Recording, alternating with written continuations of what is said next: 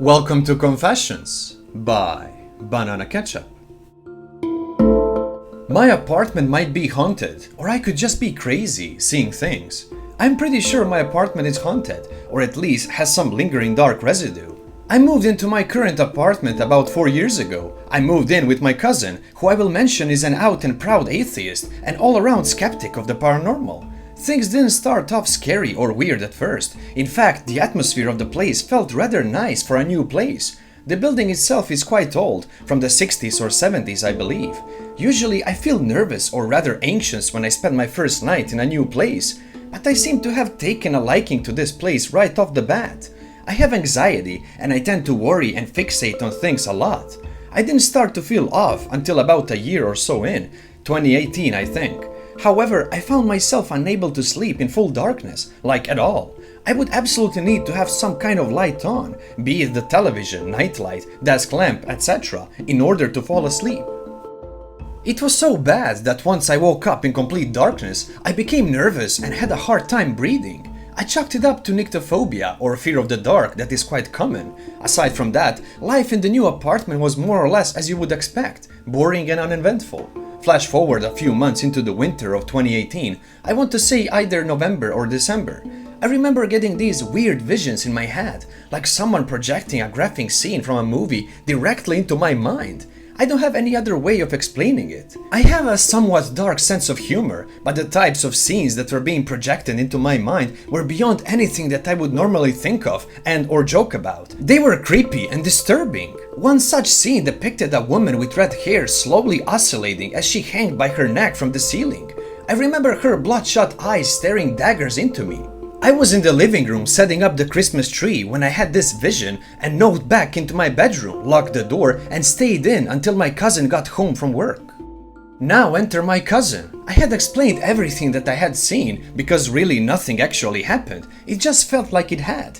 And as you'd expect, he didn't believe me. My cousin and I are very different, but are also very similar. We both don't drink, smoke, or do any sort of recreational drugs. We are basically straight edge. While I do suffer from a few medical issues, I've never experienced any sort of psychiatric issues or seen any hallucinations, and as I started earlier, I wasn't really into these sort of creepy and macabre things. So I don't know where these visions were coming from. I explained seeing the hanged woman to my cousin, and he assumed that I had mistaken hanging garland, Christmas lights as the cause. Right, because anyone would see lights and or Christmas decor and automatically think shade of hanged dead woman.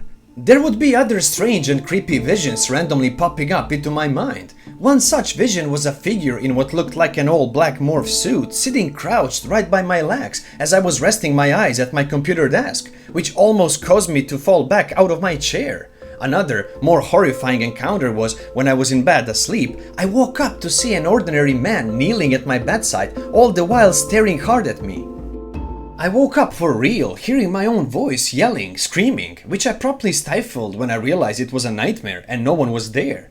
I've heard of sleep paralysis and old hag syndrome, but I don't think that's what this or any of these encounters were. For one, I could move and even speak, and I was wide awake and moving around for the others. Now for the latest and possibly most unnerving of my experiences. They happen in tandem with the nightmares and occasional day visions. Many times while at home and alone, at night, my cousin doesn't usually get home until around 6 or 7 p.m. I would have my bedroom door open a crack as I worked on my computer. Every time without fail, I would spot someone walking by in the corner of my eye, into the direction of my cousin's room. What makes this experience far more creepy than the rest is the fact that, number one, I can usually audibly hear what sounds like the front door open and close in the distance, though we live in an apartment, so it could have been the neighbors. Number two, the form of shadow that I see walking by my door, almost always in complete darkness, would walk with the same gait and weight shift as my cousin.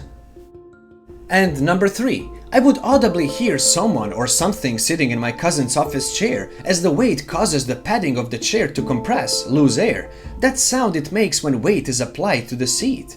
More often than not, that shadow or form or whatever would accurately mimic my cousin's nightly routine, which would make me believe he had just come home, forcing me to come out of my room to greet him and ask about his day, only to be met with silence. His bedroom completely still and pitch black, and definitely no one sitting in his office chair.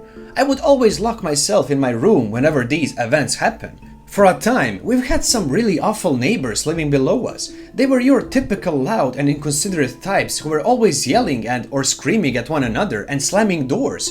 My cousin and I hated them, as they would ruin any quiet time we had to ourselves with more door slamming and what sounded like random pounding or hammering on the walls. When they finally left, it was in July. I remember this because my cousin and I sat and watched as they packed the last of their stuff into a U-Haul and drove out of the complex for the last time. Cue later that night, and I'm hearing what sounds like hammering, muffled noises like someone is trying to suppress a voice or to quietly talk, and even creepier, what sounded like hands or sandpaper moving around the edges of the wall and ceiling where my bed is.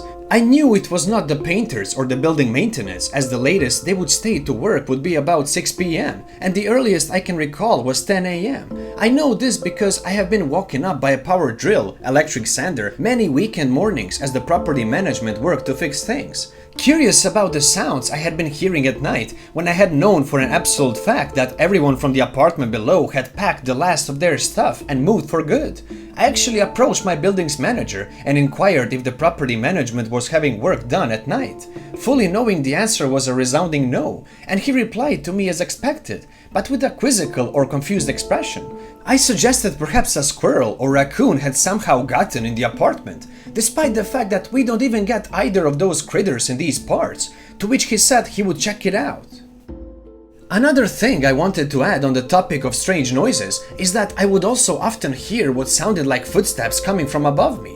I would give myself a dude really look in the mirror before realizing that we live on the 3rd floor and that above us is the roof. One of my closets contains a small cutaway to the attic, crawl space area that I never dared to look at as it gives me the creeps. And I always have this sensation of impending dread, like someone would burst out of there any second. I always keep the closet doors shut and make sure to keep an assortment of boxes tucked directly underneath and up to the crawl space slat just in case. I doubt anything will happen, but I'm a very paranoid person. I have a few theories as to what I have been experiencing, even though they are on and off or occasional happenings. I think they might be tied to the fall and or winter time.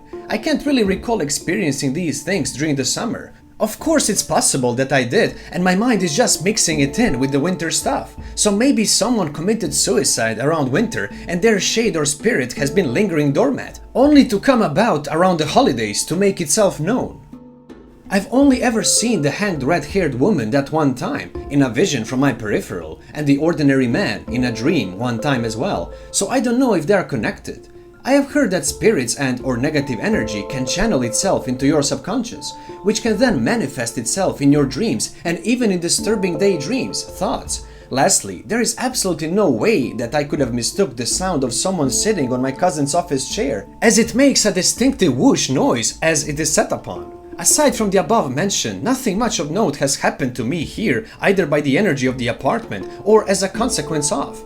There has been no poltergeist type of activity, lights switching off and on, objects moving, being thrown, aside from the creepy sound of muffled hands rubbing up and down the wall by my bed and footsteps on the ceiling, roof, and of course the silhouette of my cousin from my peripheral. I don't know what to make of everything I've experienced thus far. I'm not religious, not an atheist, just not religious, but I do believe in the paranormal to an extent.